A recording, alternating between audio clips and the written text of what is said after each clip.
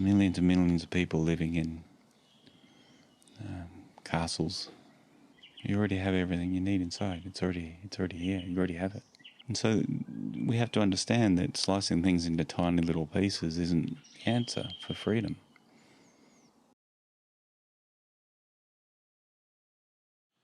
So we approach this, or the way I teach fairly logically, because I guess you could say I have a fairly logical mind, engineering type mind, and it's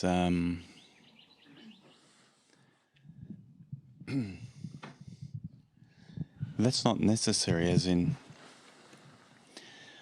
throughout history there's been teachers that have hardly spoken at all, if at all, and those that have just even spoken gibberish, just nothing that makes sense.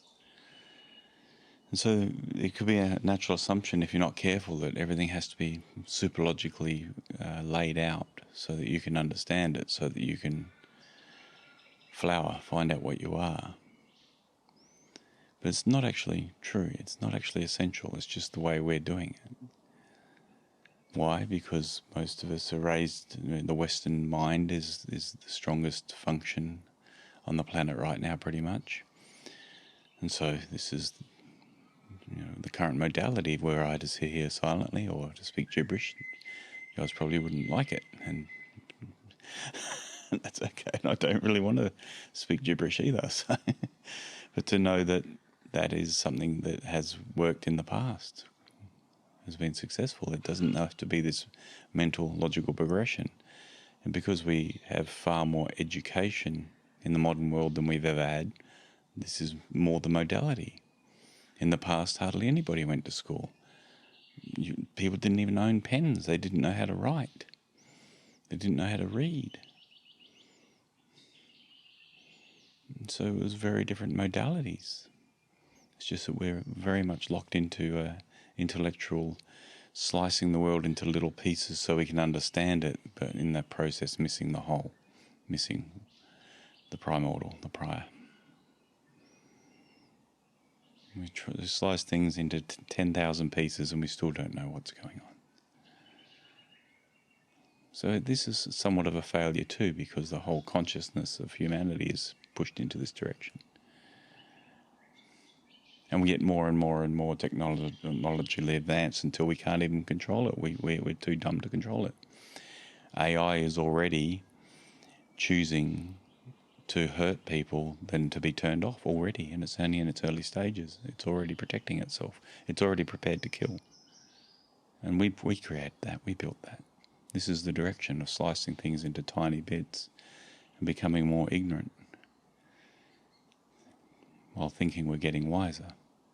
Whereas we might be creating something that's the end of us. It's possible.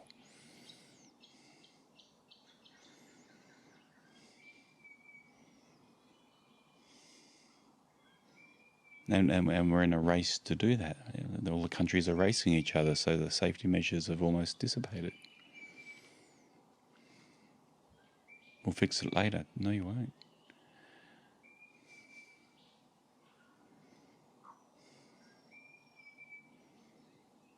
And so we have to understand that slicing things into tiny little pieces isn't the answer for freedom. It's the opposite direction. It's into the wholeness, into the oneness. You can use the mind to get to the point where you understand that that's the important thing to do, and to work out, okay, this shadow is here, this is in the way, this object is in the way, this prison is here, that prison is here. And to undo that, and this is a logical progression, because a part of the intellectualization of humanity, which is many upsides of course, is that we create more and more baggage from it. We lose our simplicity, we become complicated, we believe everything's more complicated, we live more complicatedly, which means more confusion quite often, because there's so many scenarios and possibilities, whereas before it was quite simple. For a lot of humanity's history was, what are we going to eat tonight? Where do we get the food? How do I feed the kids? That was it. Plus a little bit more. That was it. Now it's 1,001 things we're bombarded with. If you're watching shorts and TikToks and everything, you're bombarded with 1,000 things in 2 hours if you want. All different subjects. Confusion, chaos, thin slices, and most of it ignorant, non-accurate.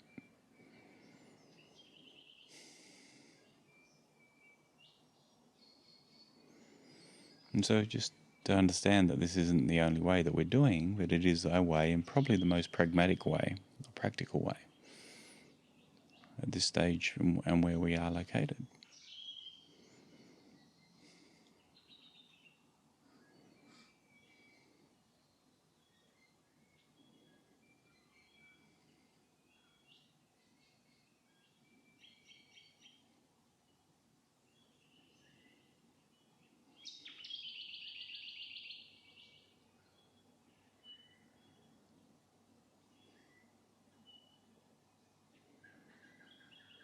And so history is littered with teachers that are radically different from each other, that would barely be able to understand each other, but they would also understand each other extremely deeply because they understand the same things. They've flowered, they've come home, but that might be the only way they recognize each other. Everything else is completely different.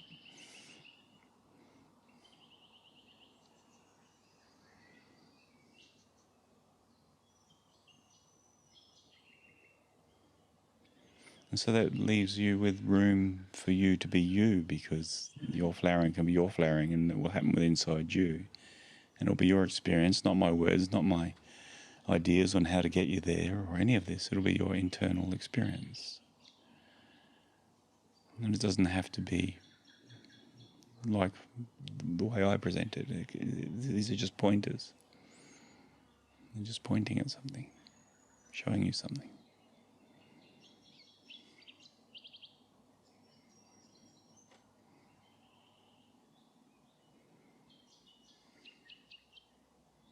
Something that is no thing.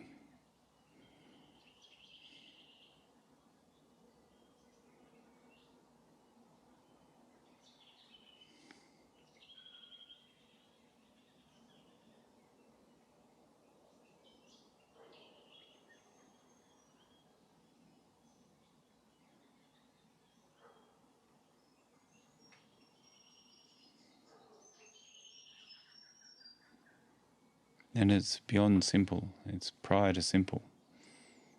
It's prior to prior. The idea of prior, it's prior to any movement, any idea of what you are. Absolute let go. You have to absolutely let go. You have to be prepared to die. Just let go. Absolutely hold on to nothing. If that's what you want, that's the end game. Which is the beginning game, in fact. Then it begins.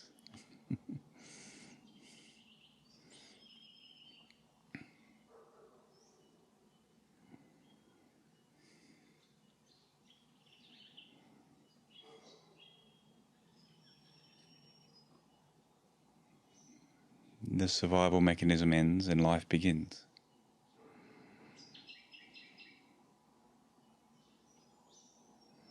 The confusion ends, the combative internal noise ends. Silence and stillness begins. It's extremely deep silence is here all the time. And it's scary. The silence can be scary. And so we can be afraid to let go into it because we're scared of such silence. Which is, if you think about it from the silence point of view, it's kind of crazy. The noise is afraid of silence.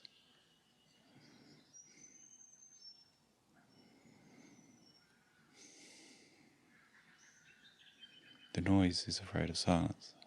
But what's the noise? What is that? Is it you? Is it real?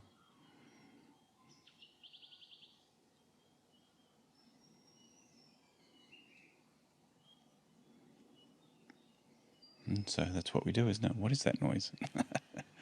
Why is it here? Why is it manipulating me? Why am I unhappy? It's to do with the noise.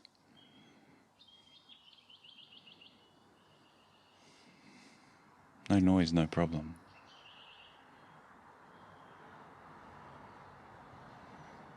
Noise being thoughts, over-dialoguing, overthinking.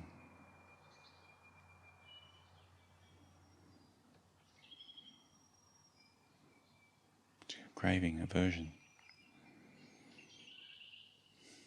Starts with craving and aversion.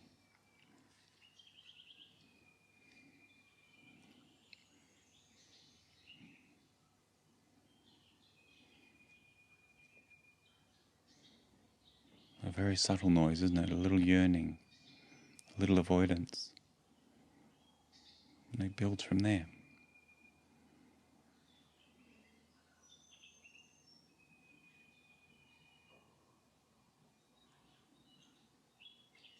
And quite often our yearnings and our avoidances are that of our forebears, our parents, our grandparents, our great-grandparents. We inherit their fears, we inherit their goals, their dreams.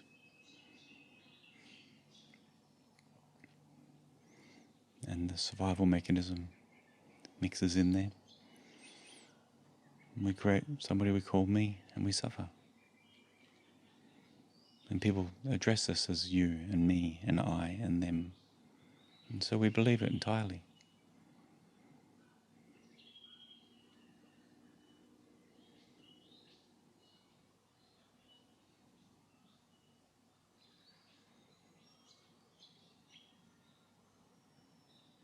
And so our work is to untangle that, undo that ball of string. To find the snake in the rope.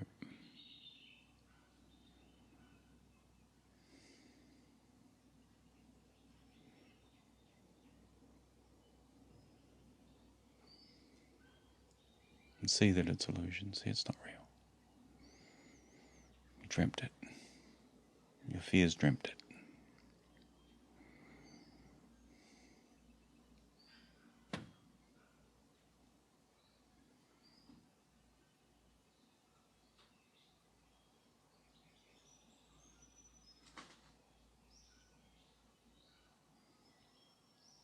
And they're not your fears.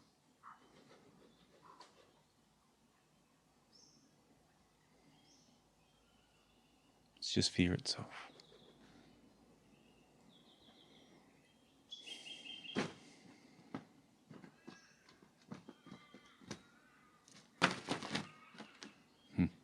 Okay. You know, just looking at your shed in the background there, reminds me of when I did one time I went to India. No great Indian trekker or anything like that, but just went there once for a little while. On the side of Tiruvannamalai there, on Arunachala, the mountain, there's all these people that are just living there. There's little concrete sort of walkways, and they're living in these sheds they've put together on the side of the mountain with families that are probably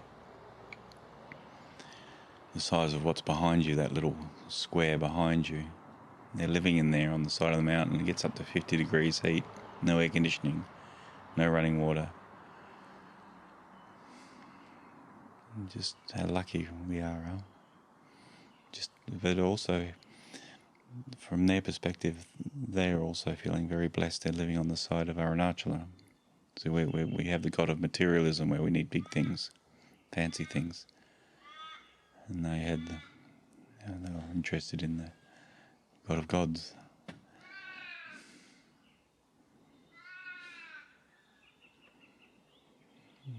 Makes me wonder who's winning. Huh?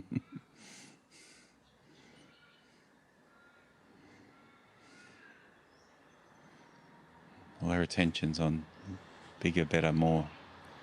Some people's attention's on inward, deeper, deeper. I'll live, I don't care how I live. Give me that.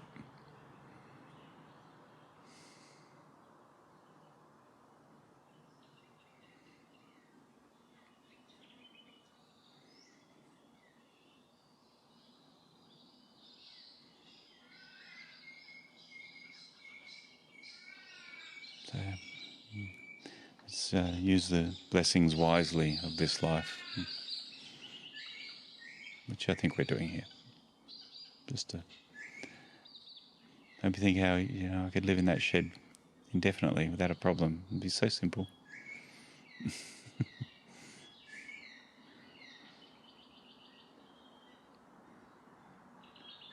used to live in the shed here. It's great. You heard the birds. You felt when it was cold. You felt when it was hot. The breeze blowing through. There was bugs. There was a fire outside, winter. Why not?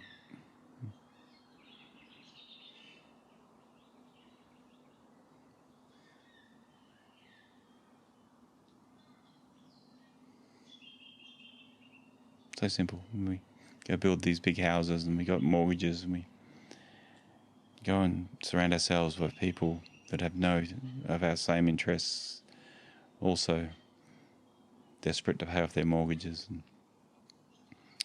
keep the bank happy and keep the boss happy and keep everyone happy, and then lose ourselves in the process and lose our dreams in the process of freedom. As we put our attention onto the other for longer and longer, that's what we become. You become what your focus is.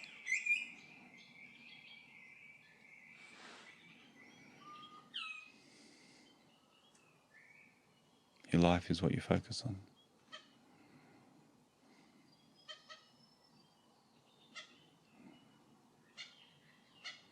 And ultimately, you are what you focus on as far as an experience here.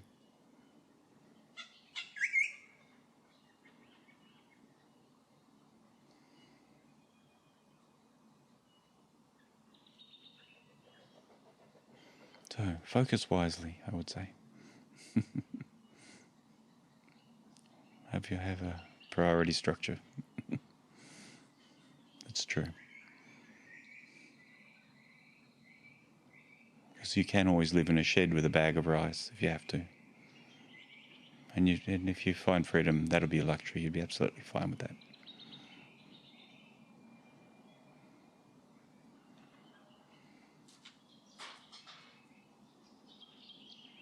And if you don't have the rice, somebody will give you rice. It's okay.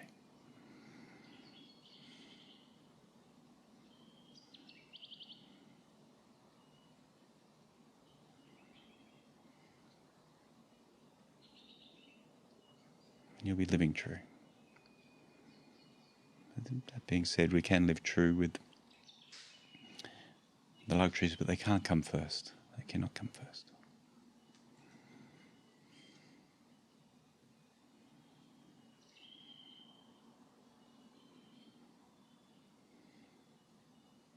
This is ego. This is not enough. This is mind. More. First, have the beauty inside, then you can have the beauty on the outside. First, focus on the beauty inside first. And you'll see everything is beautiful, then the beauty will also arise around you. It's millions and millions of people living in castles, castles of misery.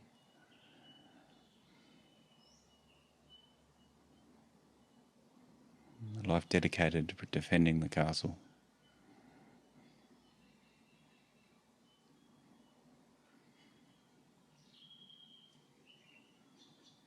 Focused on that defense.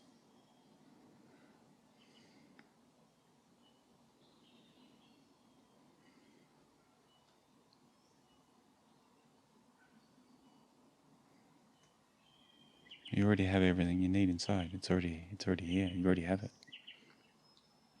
The focus is not there. It's elsewhere. And so then that is never satisfied.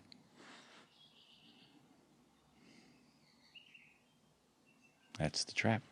That's never satisfied. And by the time you realize that, you're so programmed that way, the reversing is monstrous. So that's the body you've built.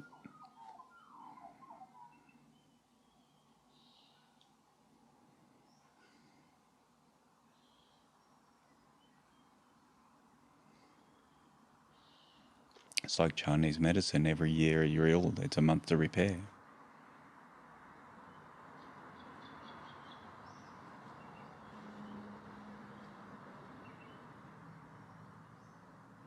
It's not a simple pill, a masking pill. To repair, it takes time.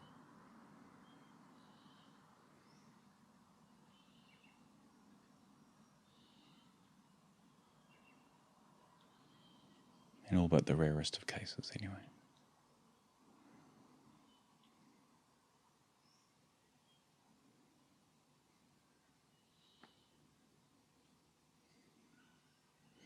How do I know?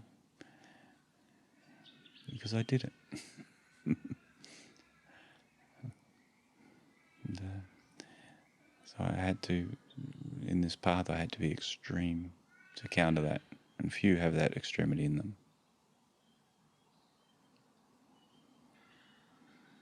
And so we have to use our intellect to understand this and be wise. So you need to deal with your fear. You're like, you can't, you want to play this game properly, the fear of death goes, like the fear of needing protectors and all that goes. It's like you're the cosmoses now. You're not the Earths anymore.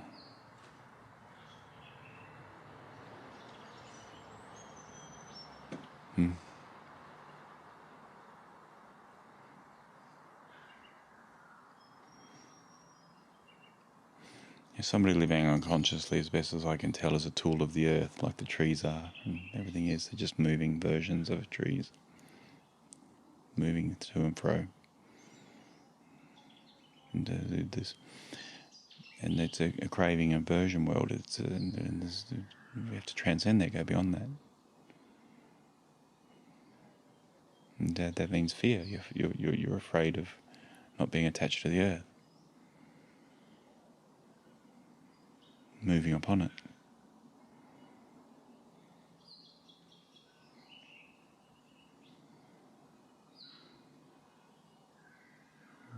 There's more, but you have to go through the doorways. You want to cling, you'll cling, and you'll suffer too. You have to let go. Trust.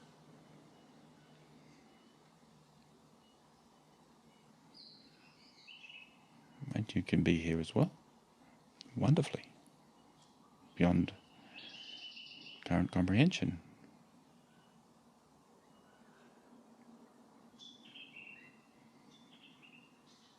You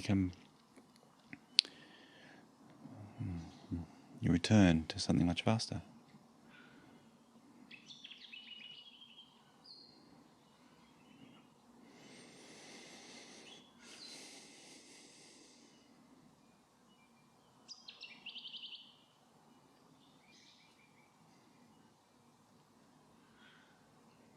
And there's a coldness in your behaviour too.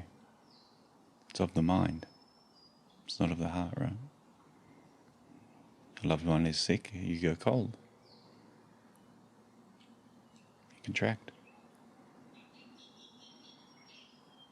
Separation, more separation.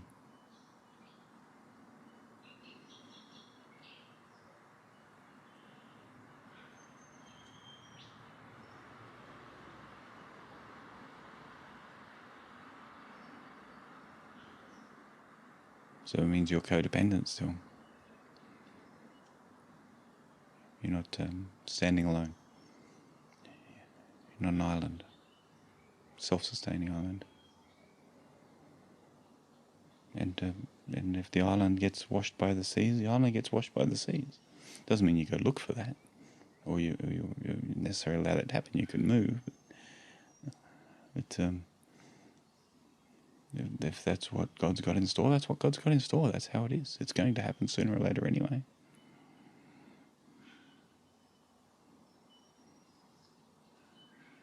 And, there's also the understanding that there's the birth and death is an idea too.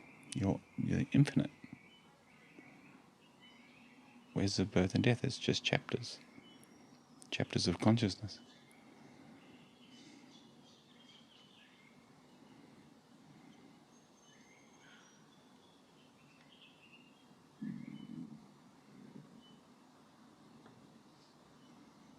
So you seem to be doing a lot of contracting, it seems, and best not to ignore it.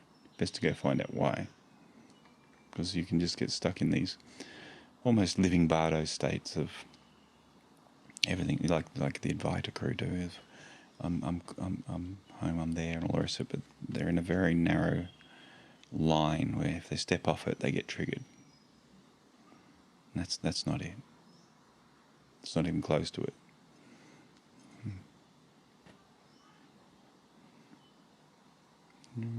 Triggered as pointers. It's the pointers of where you're still identified.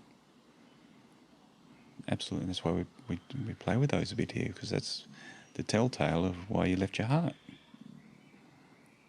So instead of pretending it's not there, you hunt them.